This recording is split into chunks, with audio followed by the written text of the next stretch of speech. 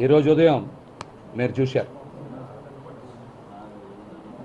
జనసేన పార్టీలో నాకున్న పదవి బాధ్యతలకి క్రియాశీలక సభ్యత్వానికి రాజీనామా చేశాను. ఇప్పుడు నేను మాట్లాడుతున్న మాటలన్నీ కూడా ఏదో ఆవేశంతోనో లేకపోతే సీటు రాలేదనేటువంటి అసంతృప్తితోనో మాట్లాడేటువంటి మాటలు కావు. నేను మాట్లాడే ప్రతి మాట కూడా ఎంతో ఆలోచనతో, ముందు చూపుతోనే మాట్లాడుతా ఉన్నా. నాయకుడంటే ఒక నమ్మకం, ఒక భరోసా, భవిష్యత్తుని ఇచ్చేవాడిని నాయకుడు అంటారు. నటించేవాడు ఎప్పటికీ కూడా నాయకుడు కాలేడు. ముఖ్యంగా రాజకీయాల్లో నటించేటువంటి వ్యక్తి ఎప్పటికీ ఎవ్వరికి భరోసా ఇవ్వలేరు. కానీ చాలామందికి నాయకత్వం యొక్క అర్థం తెలియకపోవచ్చు. అది తెలుసుకున్నప్పుడు మాత్రమే రాజకీయ పార్టీలు పెట్టాలి. మేమందరం కూడా పవన్ కళ్యాణ్ గారిని, జనసేన పార్టీని నమ్మి అడుగులు వేశాం. కొత్త తరానికి బాటలు వేస్తారని విశ్వసించాం. వారు ఏం మాట్లాడినా, ఎలా ప్రవర్తించినా రాజకీయాల్లో మార్పు తీసుకొస్తారని, కొత్త తరం నాయకత్వాన్ని ప్రోత్సహిస్తారని, తయారు చేస్తారని నమ్మాం. గుడ్డిగా అడుగులు వేశాం.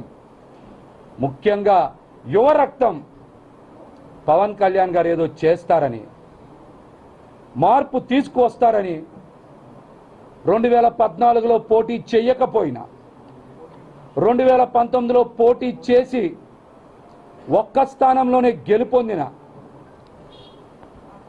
2024లో అద్భుతం జరుగుతుందని, ప్రజలకి మేలు చేస్తారని మేమందరం కూడా ఆశించి భంగపడ్డాం. ఈరోజు భంగపడ్డాం. జరుగుతున్నది ఏంటో, జరిగిందేంటో మాకెవరికి అర్థం కాక పిచ్చెక్కి మేము జుట్లు పీక్కుంటా ఉన్నాం. కానీ మా నాయకుల్లో మాత్రం స్పందన లేదు. ముఖ్యంగా మా నాయకులు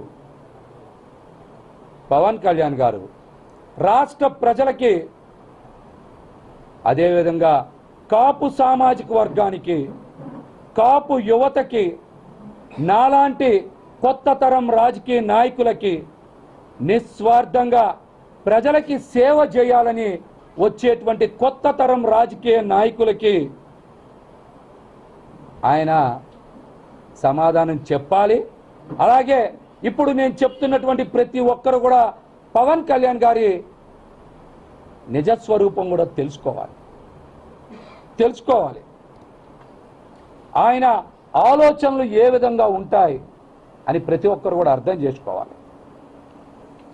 రాజకీయాల్లోకి ఎవరైనా సేవ చేయాలని వస్తారు, పేరు ప్రతిష్టలు సంపాదించాలని వస్తారు, 10 కాలాల పాటు ప్రజల హృదయాల్లో ఉండాలనుకుంటారు.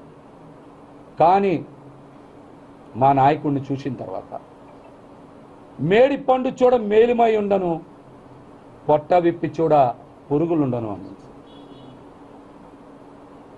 ఎవరైనా రాజకీయాల్లోకి వస్తే ప్రజల కోసం,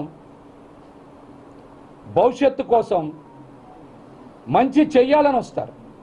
కానీ మనం దేనికి వచ్చాం, ఎందుకు వచ్చాం, ఏం చెయ్యబోతా ఉన్నామని ఆయనకైనా అర్థమవుతుందో లేదో మాకైతే అర్థం కావట్లా. మేము నిలువెల్ల ఒక పాషాణ హృదయంతో ప్రయాణం చేస్తున్నామని, స్వార్థపరులతో ప్రయాణం చేస్తున్నామని అర్థం అవలా. ఇన్నాళ్ళు ఇటువంటి స్వార్థ రాజకీయ ప్రయోజనాల కోసం పనిచేసే వ్యక్తితో ప్రయాణం చేశామా అని మా మీద మాకే జాలి దయతో పాటు అసహ్యం కూడా వేస్తున్నాయి మా మీద మాకు అసహ్యం కూడా వేస్తున్నాయి. రాజకీయ పార్టీలు ఏర్పాటు చేశారంటే ఖచ్చితంగా ప్రజాస్వామ్యబద్ధంగా ప్రజలకి సేవ చేస్తారని, అందరికీ అండగా నిలబడతారని, అందమైన భవిష్యత్తుని ఇస్తారని నమ్ముతాం. కానీ ఏనాడు పార్టీ నిర్మాణం మీద కానీ, కేడర్ మీద కానీ, యువత మీద కానీ, వీర మహిళల భవిష్యత్తు మీద కానీ దృష్టి సారించకపోవడం రాజకీయాల పట్ల వారికి ఉన్నటువంటి నైజాన్ని ప్రతి ఒక్కరు కూడా తెలియజేస్తుంది. అన్ని తాత్కాలికమే, అంతా నటనే. మేము గుర్తించలేకపోయాం.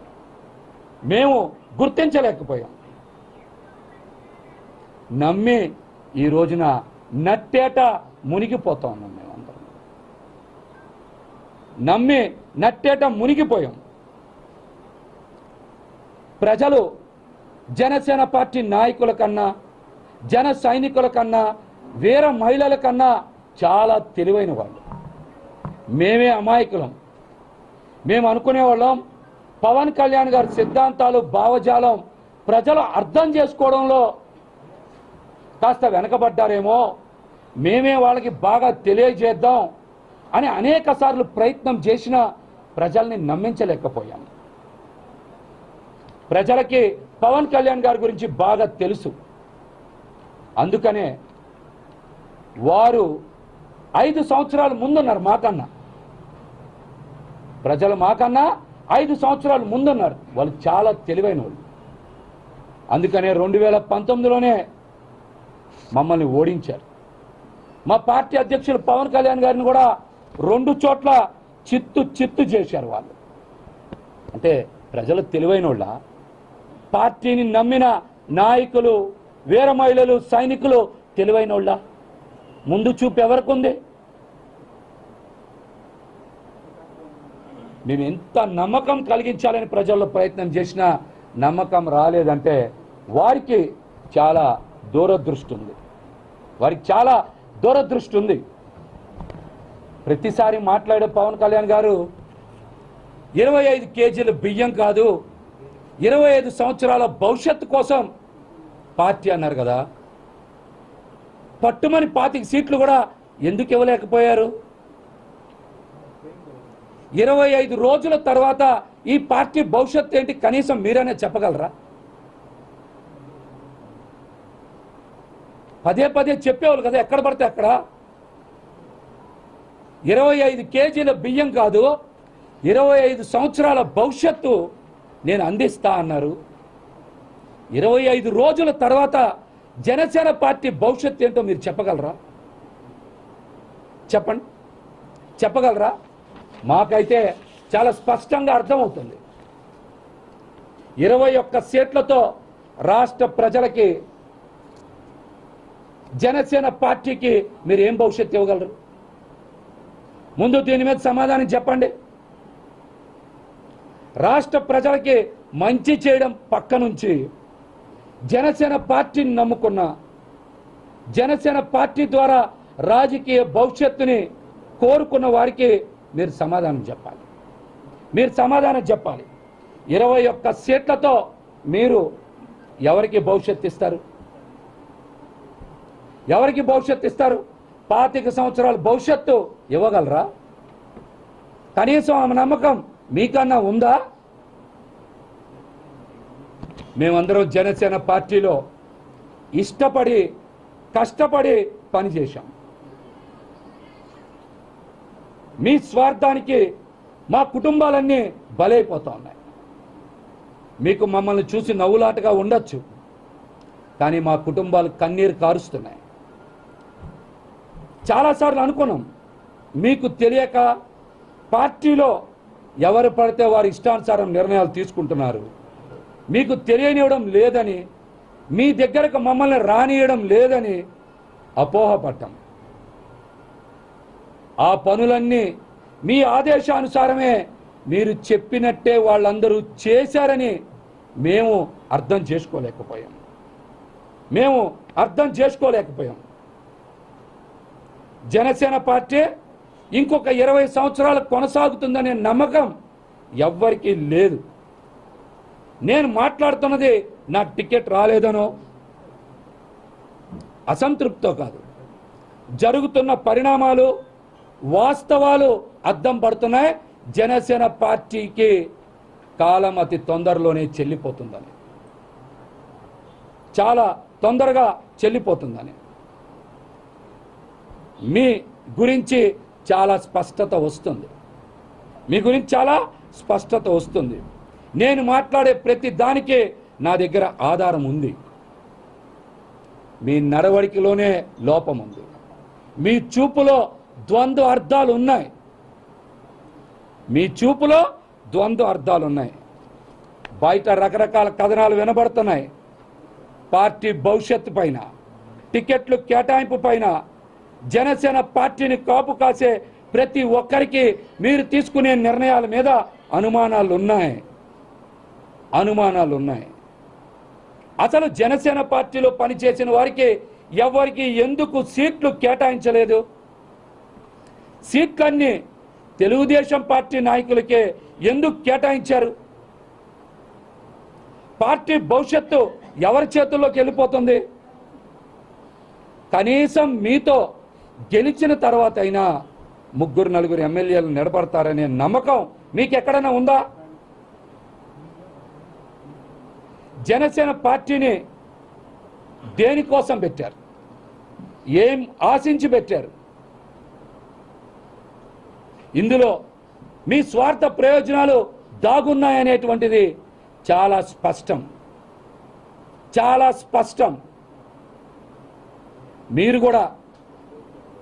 మీరు కూడా జనసేన పార్టీని దేనికోసం పెట్టారు, ఎవరి కోసం పెట్టారు, ఎందుకోసం పెట్టారని రాష్ట్ర ప్రజలతో పాటు జనసేన పార్టీలో 40 లక్షల మంది క్రియాశీలక సభ్యులకు కూడా మీరు సమాధానం చెప్పాలి.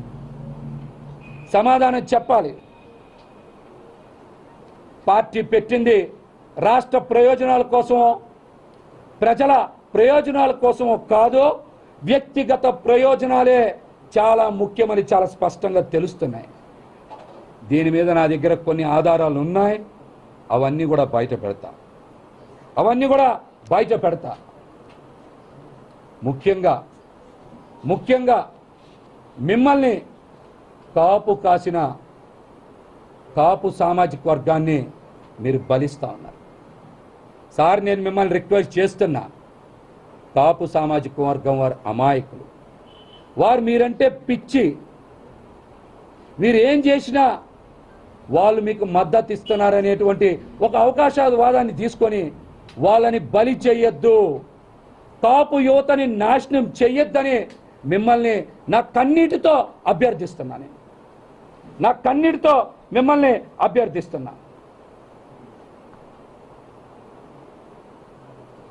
మీరు మా గొంతులు కోస్తుంటే నాకింకా నొప్పి తెలుస్తుంది.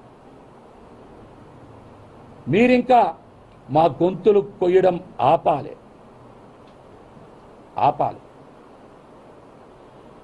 దయచేసి మిమ్మల్ని కోరుకుంటున్నా, మీరు మా జీవితాలతో, మా కుటుంబాలతో మిమ్మల్ని నిస్వార్థంగా నమ్మి ప్రయాణం చేసేటువంటి మా పెద్దన్నల్ని బలి చేయొద్దని మిమ్మల్ని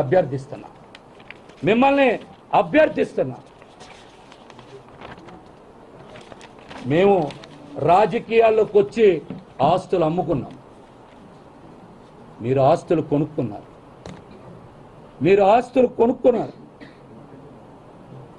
మా రక్త మాంసాలు, మా కన్నీటి కష్టాల పునాదుల మీద మీ అందమైన భవంతులు నిర్మించుకున్నారు. ఇది యథార్థం.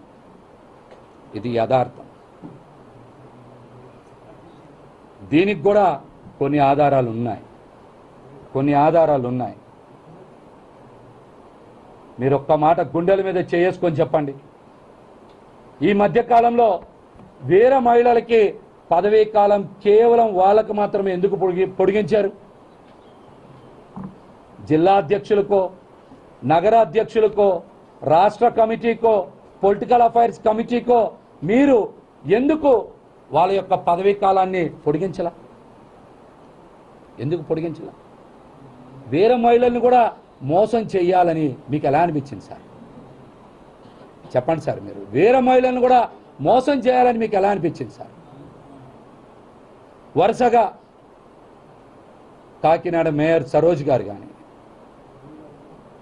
అదేవిధంగా విశాఖపట్నంలో ఒక ఎమ్మెల్సీ, మహిళా ఎమ్మెల్సీ గారు కానీ, శేషకుమారి గారు కానీ వరుసగా బయటకు వచ్చి జనసేన పార్టీలో జరుగుతున్నటువంటి అక్రమాలని, బ్రోకర్ల గురించి మాట్లాడుతుంటే ప్రజల్ని పక్కదారి పట్టించడానికే కదా మీరు 10 మంది మహిళల్ని పిలిచి వేరే మహిళలకి పదవీ కాలాన్ని పొడిగించారు. అంతకు ముందు ఎప్పుడు గుర్తు రాలేదే మీకు? అంతకు ముందు ఎప్పుడు వాళ్ళని పిలిచి ఫోటోలు దిగలేదే? మహిళా దినోత్సవం రోజు కూడా మీరు వాళ్ళని కలవలేదే? వాళ్ళతో ఫోటోలు దిగలేదే? మొన్న చాలామంది మహిళా నాయకులు బయటకు వచ్చి జనసేన పార్టీ మీద వరుసగా విమర్శలు చేస్తున్నారు కదా సార్. మీరు ప్రజల్ని పక్కదారి పట్టించాలి, మహిళల్ని ఏమార్చాలి అని మిమ్మల్ని నిస్వార్థంగా ప్రేమించిన వాళ్ళకు కూడా 4 కాగితాలు ఇచ్చి ఈ సమయంలో మోసం చేసిన మాట నిజం కాదా? మోసం చేసిన మాట నిజం కాదా? మీ ట్విట్టర్లో స్వయంగా 20/4/2018 మీ ట్విట్టర్లో స్వయంగా 20/4/2018 మీ కన్న తల్లిగారైన అంజనమ్మ గారిని ఒక ప్రముఖ ఛానల్తో పాటు సుజనా చౌదరి గారిని ఆయన బినామీ ఆ ఛానల్కి ఫండింగ్ చేస్తూ ఉన్నాయి. నా తల్లిని దూషించారు, మీరు తప్పనిసరిగా తీవ్ర పరిణామాలు ఎదుర్కోవాల్సి వస్తుందని హెచ్చరించారు కదా. అటువంటి వ్యక్తికి, మీ తల్లిగారిని దూషించినటువంటి వ్యక్తికి మీరు టికెట్ ఇప్పించి ఆయన గెలుపులో భాగస్వామ్యం అవుతామని మీరు హామీ ఇచ్చారంటే మిమ్మల్ని ఏమనుకోవాలి? మిమ్మల్ని ఏ విధంగా చూడాలి? మిమ్మల్ని కన్న తల్లిని విమర్శించి పచ్చ నోట్లు పడేస్తే, పచ్చ నోట్ల కట్టలు పడేస్తే అన్నీ మర్చిపోతారా? అన్నీ మర్చిపోతారా? మీరు కూడా చెప్పుకోవాల్సి వస్తుంది దీనికి సమాధానం. ఈ అంశానికి కూడా మీరు సమాధానం చెప్పుకోవాల్సి వస్తుంది. పార్టీని విజయవాడ లాంటి రాజధాని ప్రాంతంలో బతికించాం, కానీ మీరు మమ్మల్ని చంపేశారు. జనసేన పార్టీ జెండా ఉనికి లేదు, గాజు గ్లాస్ గుర్తు లేదు, జన సైనికులకి ఆవేదనని పట్టించుకునే నాదుడే లేడు. గతంలో మీరు చాలా ప్రసంగాల్లో మాట్లాడారు కదా, తెలుగుదేశం పార్టీ మనకి పొత్తులో 10-15 సీట్లు కుక్క బిస్కెట్లు పడేస్తున్నట్టు పడేస్తే మనం తీసుకోవాలా అని మీరు మాట్లాడారు కదా. నేడు తెలుగుదేశం పార్టీకి 144 స్థానాలతో పాటు జనసేన పార్టీలో ఉండేటువంటి 10 స్థానాలు అంటే 154 స్థానాలు మీరే పడేశారా? లేకపోతే తెలుగుదేశం పార్టీయే మనకి ఒక కుక్క బిస్కెట్ లాగా 10 స్థానాలు పడేసిందా? దానికోసం మీరేమన్నా బిస్కెట్లు తీసుకున్నారా? ఏం బిస్కెట్లు తీసుకున్నారో కూడా సమాధానం చెప్పాలి. ఆ వీడియో కూడా కావాలంటే మీకు పంపిస్తా. మీరు మాట్లాడినయే ఇవన్నీ మీరు మాట్లాడినయే, నేను ఎక్కడా మాట్లాడినగావు. అసలు భారతీయ జనతా పార్టీ సీట్లు అడిగింది తెలుగుదేశం పార్టీని కదా, సీట్లు సర్దుబాటు చేయాల్సింది తెలుగుదేశం పార్టీ కదా, జనసేన పార్టీని కాదు కదా. మరి జనసేన పార్టీ ఎందుకు త్యాగం చేయాలి? దేనికి త్యాగం చేయాలి? ఆ అవసరం ఏమొచ్చింది?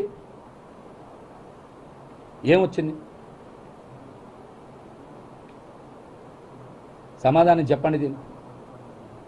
నేను ఒక్కనే త్యాగం చేస్తే సరిపోతుందా? 21 సీట్లు 22 తీసుకుంటే పొత్తు ధర్మం పాటించినట్ట? 22 సీట్లు 24 సీట్లు తీసుకుంటే పొత్తు ధర్మం ఏమన్నా చెడిపోద్దా? 7 సీట్లను భారతీయ జనతా పార్టీ 10 తీసుకోవచ్చు.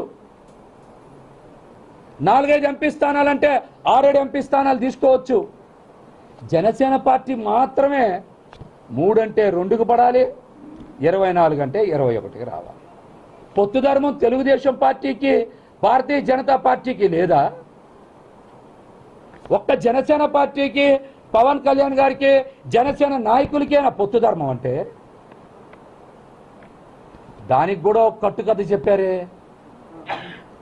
పొత్తు కుదిరిస్తేనంట ఆ నష్టాలు ఎలాగుంటాయంట మాకు తెలియదు. ఎవరన్నా పొత్తు కుదిరిస్తే ఎవరన్నా పని చేస్తే ఫలితం పొందుతారు, ఎక్కువ సీట్లు తీసుకుంటారు, ఎక్కువ స్థానాలు కోరుకుంటారు పొత్తు కుదిర్చినందుకు. మనమేంటి పొత్తు కుదిర్చి రివర్స్ మాటలు మాట్లాడుతున్నాం? ఇది ఎక్కడి న్యాయం? ఇది ఎక్కడ ధర్మం? ప్రకృతిలో ఎక్కడైనా అలా జరుగుద్దా? దాని పేరు త్యాగం అంటారా? అంటే పార్టీ భవిష్యత్తు మీద మీకు దృష్టి లేదా?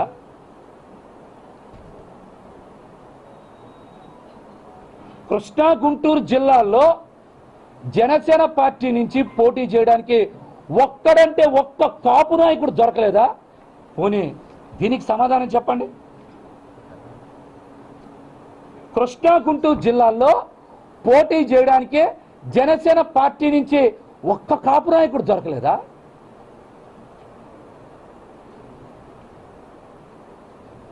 చెప్పమనండి దీనికి. అన్ని పార్టీలు విధేయతకి పట్టం కడితే జనసేన పార్టీకి విధేయతగా ఉంటే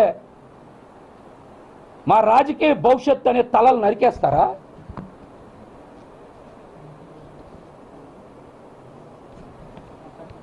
కసాయి వాడి కన్నా ఎక్కడన్నా కనికరం ఉంటుంది, కానీ కష్టపడి మిమ్మల్ని అందరూ వదిలేసిన, మిమ్మల్ని ఎన్ని విమర్శలు చేసినా, మిమ్మల్ని పట్టించుకోకపోయినా మీ పట్ల విధేయతతో నిబద్ధతతో ఉన్నందుకు కనీసం మా మీద కనికరం లేదే. మమ్మల్ని పరామర్శించాలని కనీసం అనిపించలేదే. మమ్మల్ని అంటే నన్ను ఒక్కడిని కాదు, చాలామంది నాయకుల్ని మీ మనసు ఇంత పాషాణ హృదయంలా ఉంటుందని ఎవరన్నా ఊహిస్తామన్నా? ఇంతకన్నా ఘోరం ఏమన్నా ఉంటుందా? 21 మంది అసెంబ్లీ సీట్లు 2 పార్లమెంట్లో జనసేన పార్టీ కోసం కేటాయించిన స్థానాలు ఎన్ని? 7, 8 జనసేన పార్టీ ఆ 21లో ఒక పార్లమెంట్. మిగతా అన్నీ కూడా మెజార్టీ స్థానాలు తెలుగుదేశం పార్టీకి కేటాయించినాయే కదా. ఎన్నికల ఫలితాల తర్వాత ఇతర పార్టీల నుంచి వచ్చిన నాయకులు మీతో కలిసి మీ వెనకాల ఉంటారా? మీతో ఉంటారా? తెలుగుదేశం పార్టీకి మద్దతు ఇస్తారా? అంటే ఇదంతా కూడా మ్యాచ్ ఫిక్సింగే కదా. ఇది చాలా స్పష్టంగా అర్థమవుతుంది కదా. రేపు తెలుగుదేశం పార్టీ నుంచో ఇతర పార్టీల నుంచి వచ్చిన నేతలు మీకు మద్దతు ఇవ్వకుండా తెలుగుదేశం పార్టీ తరఫున అసెంబ్లీలో సంతకాలు పెట్టి జనసేన పార్టీని ఆ పార్టీలో విలీనం చేస్తే మీరు అడ్డుకోగలరా?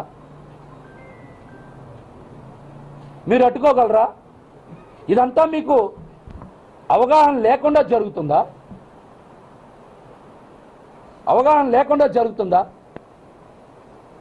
మీరు ఇచ్చే టికెట్లన్నీ తెలుగుదేశం పార్టీ నాయకులకు తెలిసే ఇస్తున్నారంటే ఇది మ్యాచ్ ఫిక్సింగ్ కాదా? జన సైనికుల్ని వీర మహిళల్ని మోసం చేస్తున్నట్లు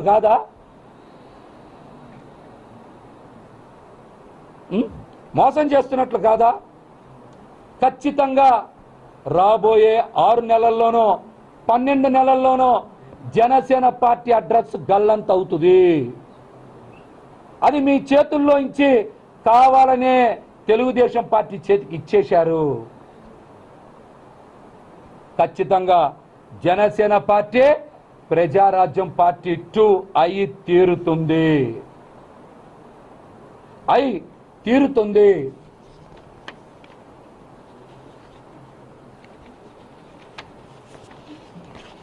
అట్లాగే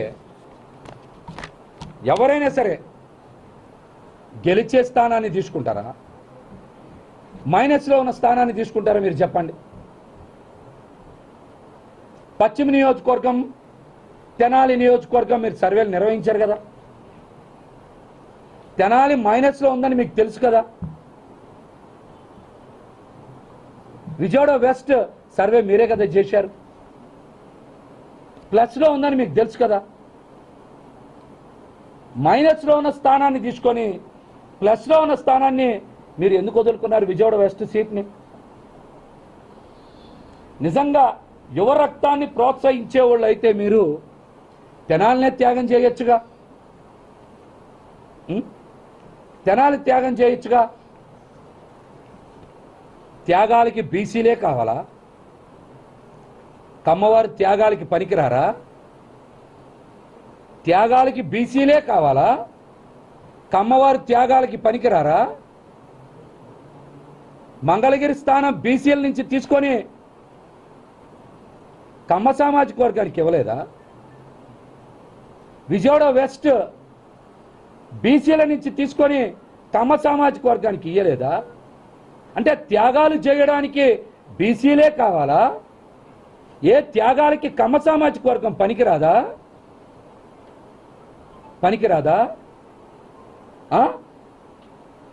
పోనీ పశ్చిమ నియోజకవర్గం సీటు పెత్తందారులకో క్యాపిటలిస్టులకో కాకుండా మీరు ఏ బలహీన వర్గాలకో లేకపోతే ముస్లింలకో లేకపోతే సోము వీర్రాజు గారు లాంటి మా పెద్దన్న లాంటి వాళ్ళకో ఇస్తే నేను పూర్తిగా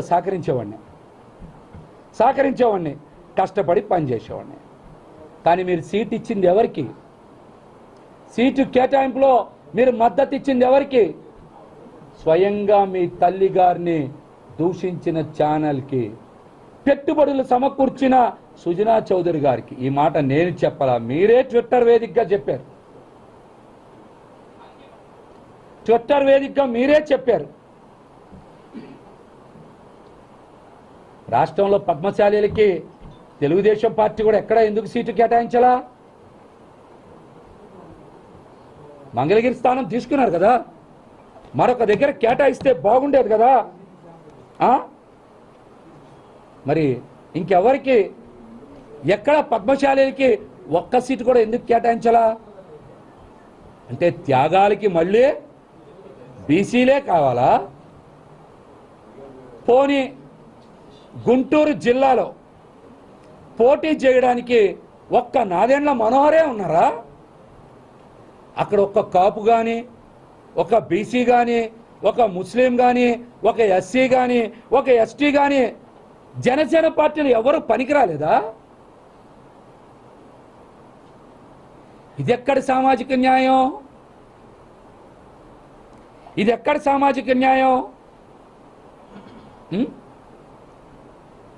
విజయవాడ వెస్ట్లో బీసీలు, ముస్లింలు, ఇతర వర్గాలు త్యాగం చేస్తే అసలు ఈ నియోజకవర్గానికి సంబంధం లేనటువంటి కమ్మ సామాజిక వర్గం వారు పోటీ చేస్తే మేమే త్యాగాలు చేయాలి, మా బీసీలే త్యాగం చేయాలి. దీన్ని పొత్తు ధర్మం అనాలి, అంతేనా?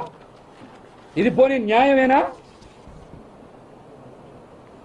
చెప్పండి, ఇది న్యాయమేనా? నేను చాలా స్పష్టంగా చెప్తున్నా. ఇంకో మాట కూడా, మా పార్టీ సిద్ధాంతాలని పవన్ కళ్యాణ్ గారు పాటించట్లేదు. కులాల మధ్య గొడవలు పెట్టాలని చూస్తున్నారు. అందుకనే కావాలని ఒక సామాజిక వర్గానికే సీట్లు కేటాయించి బీసీలని దూరంగా పెట్టారు. ఇది రాజకీయ కుట్రలో భాగమే. ఇది రాజకీయ కుట్రలో భాగమే. ఎందుకో తెలుసా? పవన్ కళ్యాణ్ గారు పొత్తు ధర్మంలో భాగంగా తీసుకున్న 24 సీట్లని, 3 ఎంపీ సీట్లని కాపు సామాజిక వర్గం ఎక్కడా హర్షించలా, మద్దతు ఇవ్వాలా. పవన్ కళ్యాణ్ గారిని తీవ్ర స్థాయిలో విమర్శలు చేశారు. వారు ఏంటి ఇటువంటి నిర్ణయం తీసుకున్నారని వారు ఆవేదన వ్యక్తం చేశారు. సోషల్ మీడియాలో కానీ బహిరంగంగా కానీ పవన్ కళ్యాణ్ గారి మీద పెద్ద ఎత్తున విమర్శలు చేశారు. 24 సీట్లు తీసుకోవడం పొత్తు ధర్మం కాదు, పార్టీ భవిష్యత్తు ఇబ్బందుల్లోకి నెట్టివేయబడుతుంది, మీరు తీసుకున్న నిర్ణయం తప్పు అని ముక్త కంఠంతో కాపు సామాజిక వర్గంలో చాలా మంది వ్యతిరేకించారు.